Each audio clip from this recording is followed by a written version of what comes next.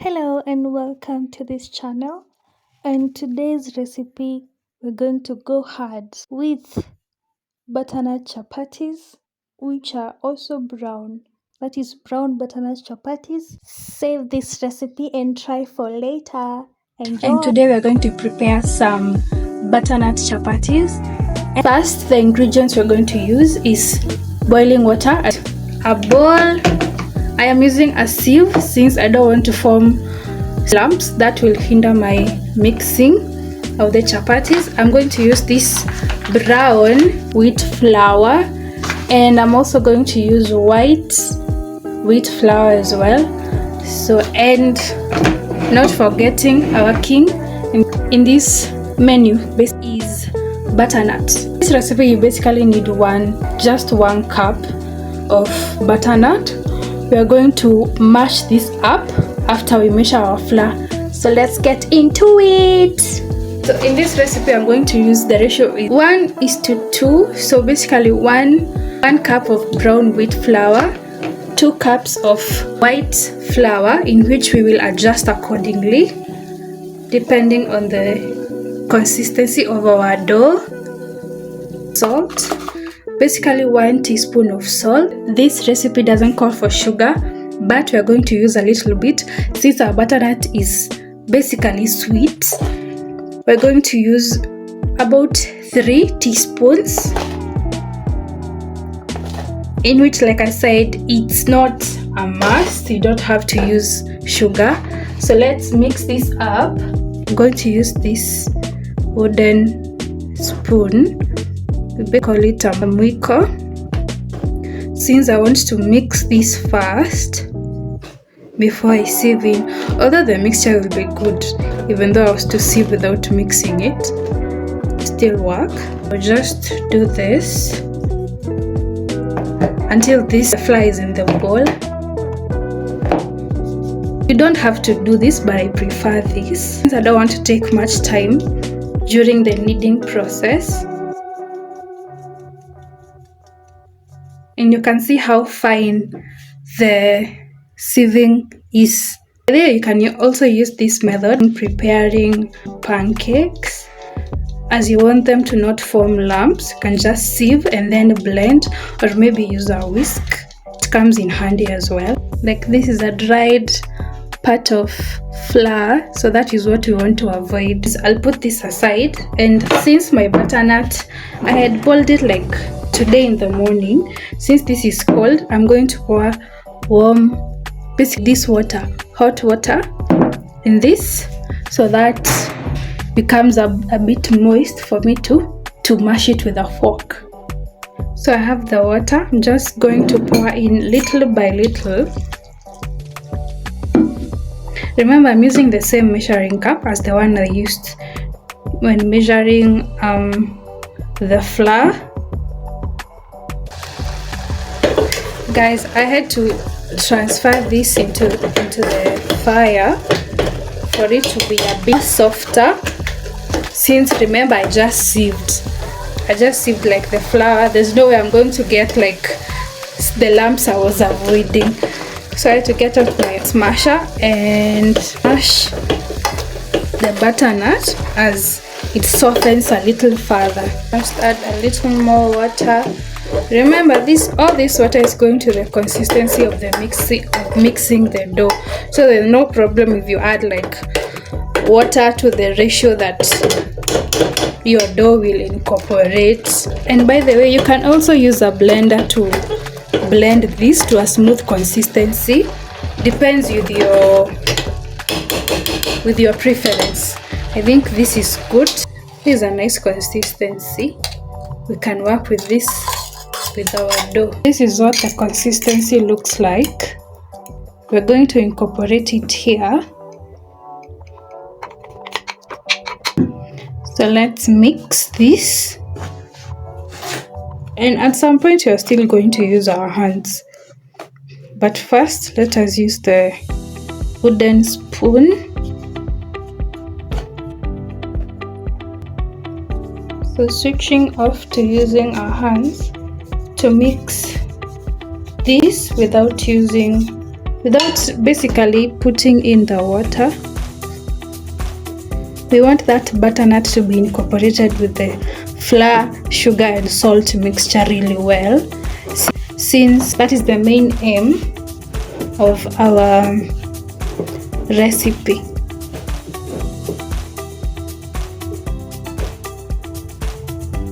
You can see it's a bit gooey since the butternut was moist, and I also added a little bit of water to make it more soft. Now we can add in the water, but this we're going to add in bit by bit as we mix through. I switched to using the wooden spoon. Remember, don't be afraid to experiment in your kitchen. As in, if the recipe goes bad, it's okay. Even if it doesn't go bad, it goes really well for you, you've learned a new thing. You see how much that water has made this dough damp. These were 2 cups of water, by the way, which I boiled, including the one I incorporated into the butternut before mashing it.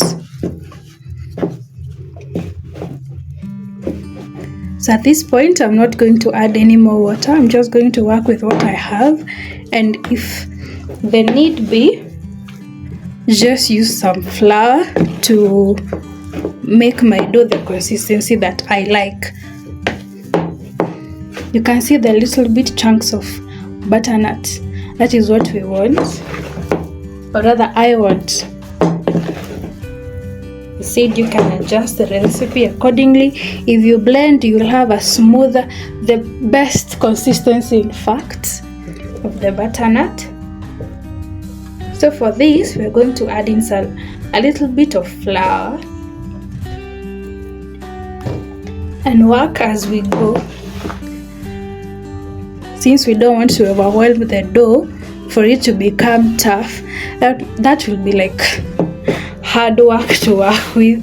We want something that is easier to work with and something that is going to be incorporated very well into the overall chapati. So I switched to using my hands again, so transferring this dough to my working surface. This is a clean working surface, by the way. Dust it a little bit and then proceed to transfer my dough in there and any other mixture that will be left. This is how I do it, kienyeji way, but still works. What matters is the what? The outcome. So we need, I'm using both my hands. You can see it's coming together nicely. It's really soft, but not too soft. So if it becomes too soft, just adjust accordingly. Dust with a little flour and just keep going. Remember, we want it to be soft and not gooey. As you can see, this is gooey. So we add flour to it, not too much.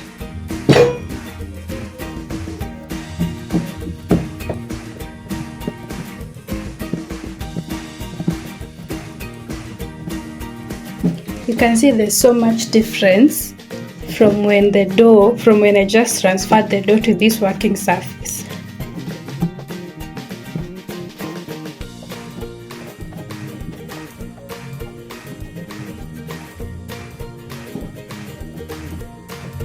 Some extra flour, not too much, not too little. You don't want to overwhelm the dough.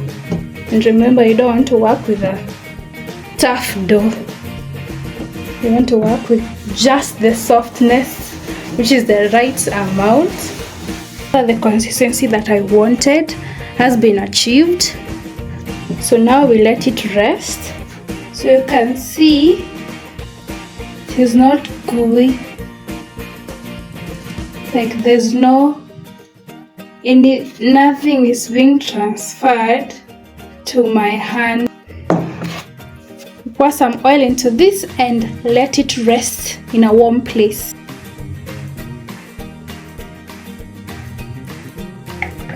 Cover the whole surface, the whole dough in this oil for it to be infused, so that when it comes to even working the dough, rolling the dough balls, it will be easier. So even if you had forgotten to pour some oil during the kneading process, this will be enough. We let the dough rest and also create some little holes with your fingers and overturn and cover this up. Let it rest for about 15 to 20 minutes, and yeah, as that rests, this is what I use. Okay, I use cooking fat for chapatis. Don't come for me, but this is what I prefer. Remember, it's your recipe. You can twist this to however you want. You can use the normal vegetable liquid cooking oil, but I prefer using fat. So I'm going to use just the double boiler method to make these liquids, if that is even good English anyway. It will be enough. If it won't be enough, it will still solidify. I will still transfer it back to my good old container. Yeah, I'm using cowboy. So the water has started boiling. I will just dip this and then I will sort myself out. Ile ya kutoa nitangangana, but as long as it's elevated a little bit, it's towards this corner, it will start melting and I'll have an easier time removing it. I'll just use a spoon anyway to just scoop the whole bowl out of the boiling water. Let me reduce the heat a little bit. Yeah, but this will work. It has already started melting, if you can observe. Yeah, that is what we want before our dough rests enough. The struggle is real, but let's do this. Oh wow, it's hot, but not too hot. Let's see how the dough is doing. Yeah, this is enough for us. Okay, transfer this to my working surface, which I'm going to dust with flour. Just like the last time, we'll use a knife to cut into the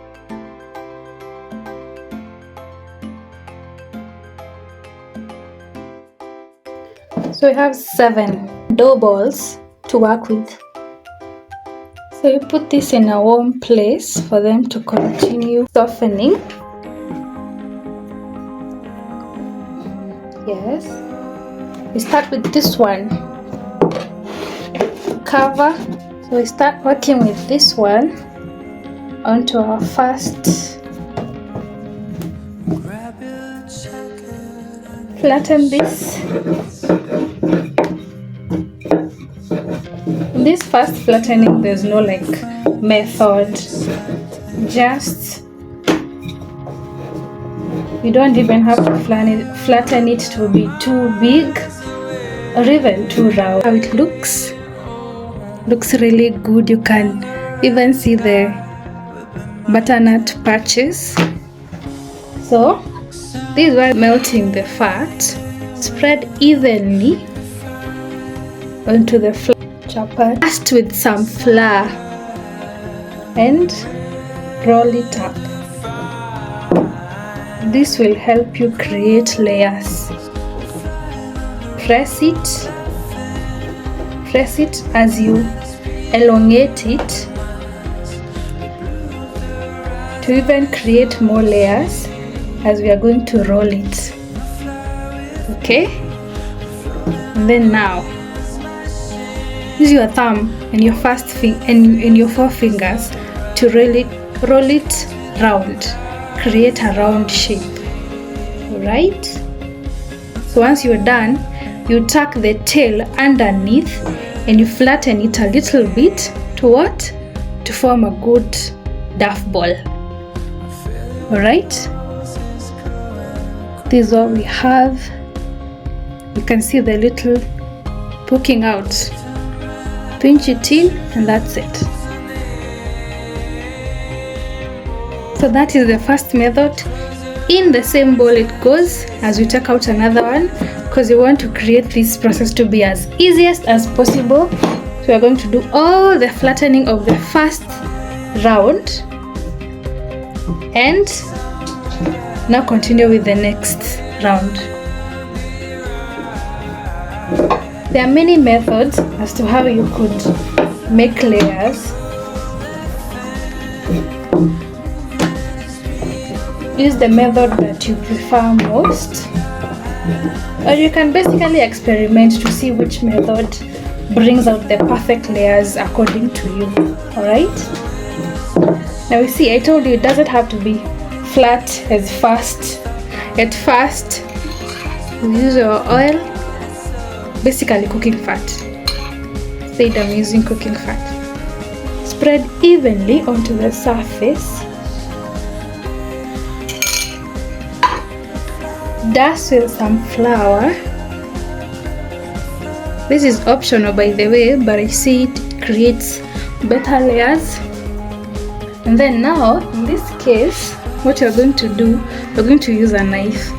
From the center, cut outwards from the center, and then roll it over. Right? Roll it over. Once you feel you're getting to the corner, don't be afraid to just cut the corners, you know. And that's it. You're done. Like this. Tuck the sort of tail and press inwards. Inwards, inwards, inwards, inwards.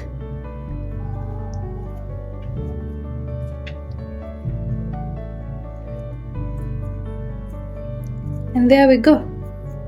There we have our second dough ball formed.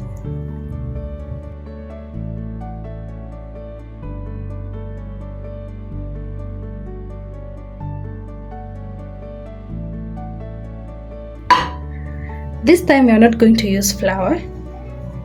And then roll it over. Roll it over as you stretch it out for the surface between for the surface with the oil and the other one and this without the oil to come together. Look at me explaining it then with my fingers. Crazy. But yeah, you want the surface without the oil and the surface with the fat. Basically the oil. I'm just going to use oil in this case.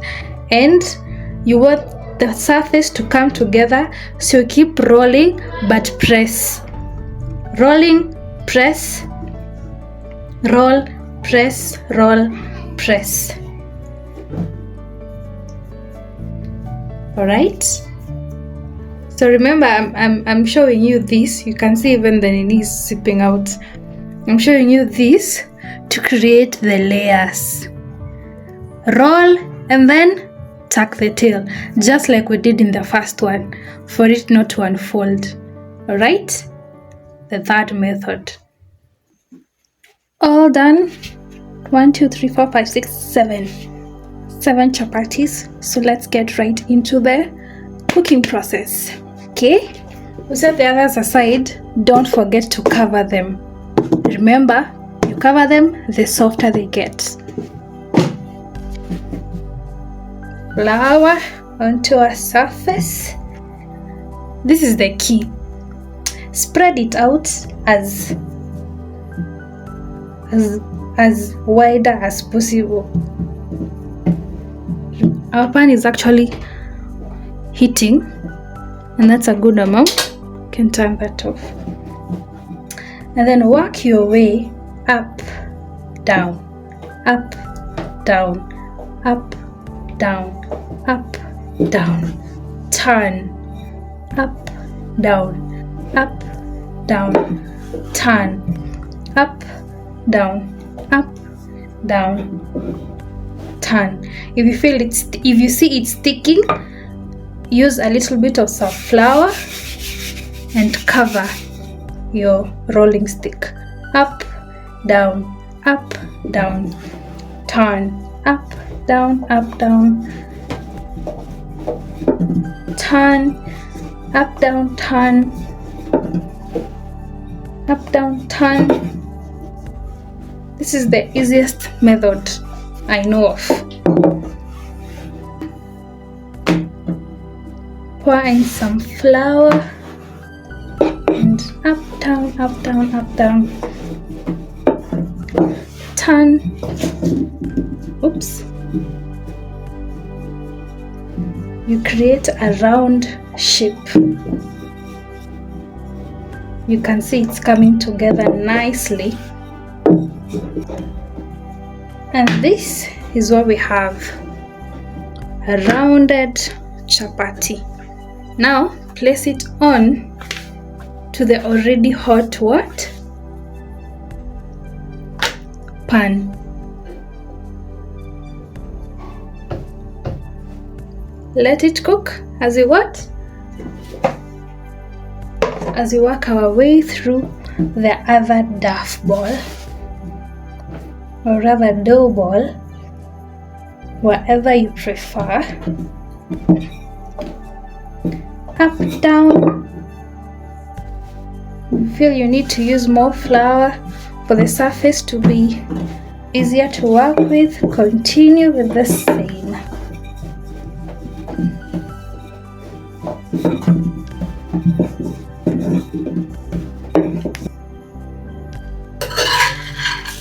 As you can see, it has already formed the air bubbles, so it means it's cooked on one side. Turn it over. Since you're going to cook another time, we're just drying up. Kukausha, basically. But this one,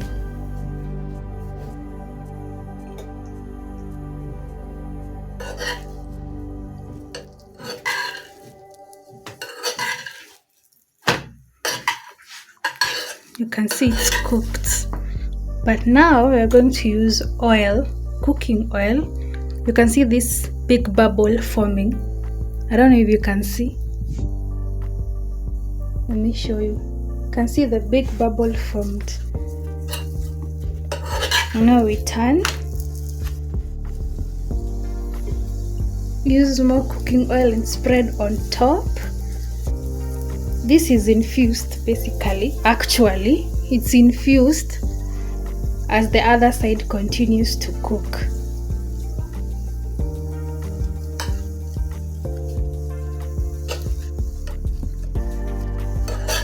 Spread evenly. This is how soft it is. It's even tearing. It's very soft. Once brown thingies start forming at the bottom, you know it is already cooked on that side as well. This brown thingy I'm talking about. Wow. Wow, wow, wow. Just wow. Just wow. You can pat it down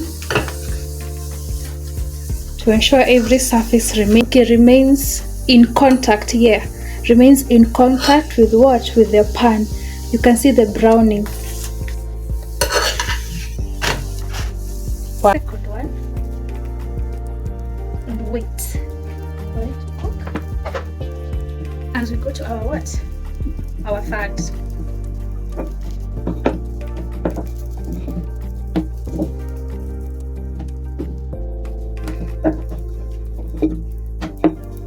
Remember to be very observant as you're multitasking to not let it burn. At this point, the pan is already heated up maximally to 100%. So you got to observe really closely. Or maybe set a timer if you prefer. But what I like to do is like to observe closely and keep an eye as you check. Check on the air bubbles forming at the top.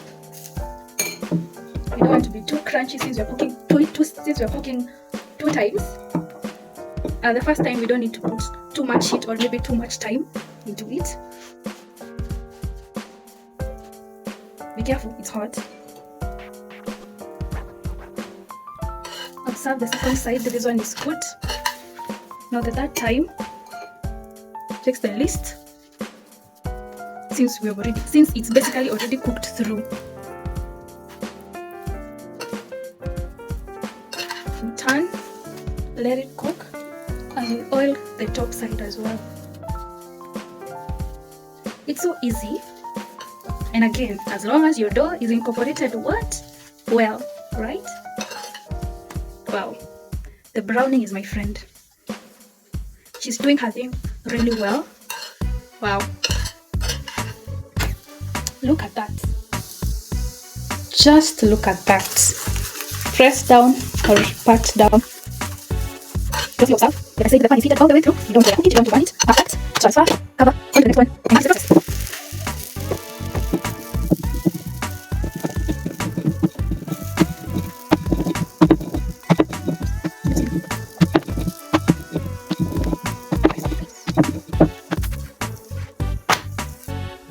Perfect browning.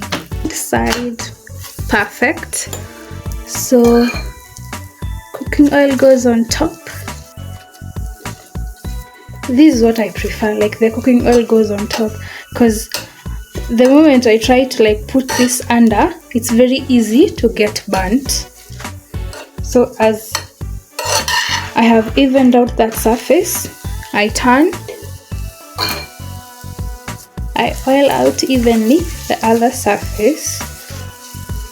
You can see it's rising, and the moment it rises, it means it's cooking through, and that is what we want for chapatis, especially brown ones, basically all of them, but that is what you want.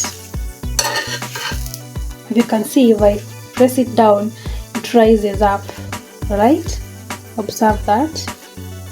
Okay, we check for the browning on this other side, we turn it over, and we have a cooked butternut brown chapati. A cooked brown butternut chapati. Transfer. You can check the other side.